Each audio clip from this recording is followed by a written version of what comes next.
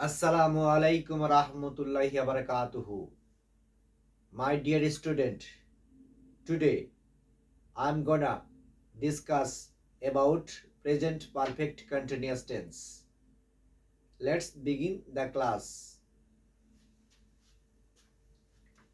Before knowing the present perfect continuous tense, you will have to know the region of present perfect continuous tense.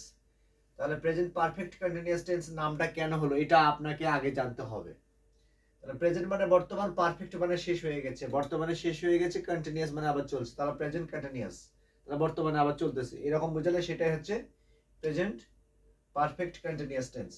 ধরুন আমি 1 ঘন্টা যাবত কোরআন পড়তেছি, এই 1 ঘন্টার মধ্যে মিনিমাম আমি 20 মিনিট কোরআন পড়া শেষ করেছি, এখনো বাকি রয়েছে 40 মিনিট।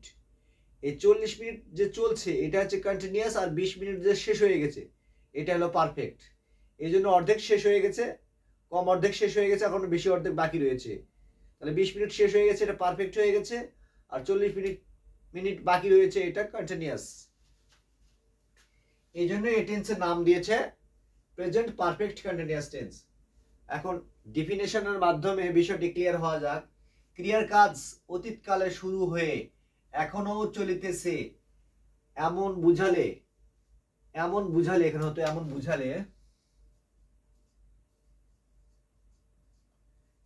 বুঝালে এই টেন্স হয়। চিনিবার উপায়, বাংলা ক্রিয়ার শেষে তেসি, তেসো, তেসে, তেসেন এই রকমের কথা উল্লেখ থাকবে। এই কথাগুলো যদি উল্লেখ থাকে তাহলে অবশ্যই এটা কি হবে, কন্টিনিউয়াস টেন্স হবে। কিন্তু এই কথাগুলো এবং এই কথাগুলোর সাথে যাবত, ধরে, ধরিয়া, হতে, থেকে এই কয়েকটা কথার মধ্যে যে কোনো একটা কথা উল্লেখ থাকলে সেটা হবে আবার প্রেজেন্ট পারফেক্ট কন্টিনিউয়াস টেন্স। যেমন এখানে লেখা আছে আমি 1 ঘন্টা যাবত ইংরেজি পড়াইতেছি, এখানে যাবত কথাটি উল্লেখ রয়েছে এবং ক্রিয়ার শেষে তেসি কথাটা উল্লেখ রয়েছে, এই জন্য এটা প্রেজেন্ট পারফেক্ট কন্টিনিউয়াস টেন্স।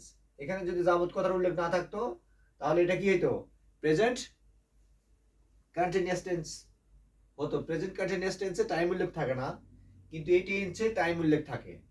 যাই হোক, স্ট্রাকচারটা হবে প্রথমে সাবজেক্ট বসবে, তারপর হ্যাভ হ্যাজ বসবে, তারপর বিন বসবে, তারপর ভার্বের সাথে আইএনজি যোগ করতে হবে, তারপর অবজেক্ট থাকলে বসাতে হবে, তারপর সিন্স ফর এর মধ্যে যে কোনো একটা নিতে হবে, তারপর প্লাস টাইম বসাতে হবে।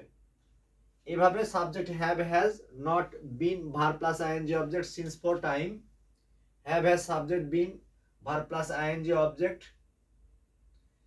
since for time, have has nt subject been verb plus ing object since for plus time। আমি 1 ঘন্টা যাবত ইংরেজি পড়াইতেছি, I have been teaching English for 1 hour।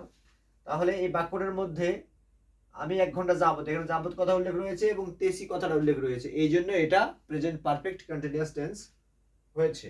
তাহলে ইংরেজিটা হবে I have been teaching English for 1 hour। এখানে আমি ফর ব্যবহার করেছি কি জন্য, যাবত কথাটি উল্লেখ রয়েছে এই জন্য। তাহলে যাবত, ধরে, ধরিয়া এই 3টা কথার মধ্যে যে কোনো একটা কথা উল্লেখ থাকলে আমি এখানে ফর ব্যবহার করব, আর হতে, থেকে এই 2টা কথার মধ্যে যে কোনো একটা কথা উল্লেখ যদি থাকে তাহলে আমি সেখানে সিন্স ব্যবহার করব। যেমন আমি 2010 সাল থেকে এই গ্রামে বসবাস করছি, তাহলে I have been living in this place since 2010। আমি 2010 সাল থেকে এই গ্রামে বসবাস করছি। আশা করি প্রেজেন্ট পারফেক্ট কন্টিনিউয়াস টেন্স সম্পর্কে একটু হলে ধারণা পেয়েছেন। এই তাহলে প্রেজেন্ট পারফেক্ট কন্টিনিউয়াস টেন্স সম্পর্কে যদি আপনি একটু হলেও ধারণা পেয়ে থাকেন তাহলেই আমার এই কষ্টটা সার্থক। No more today, see you tomorrow.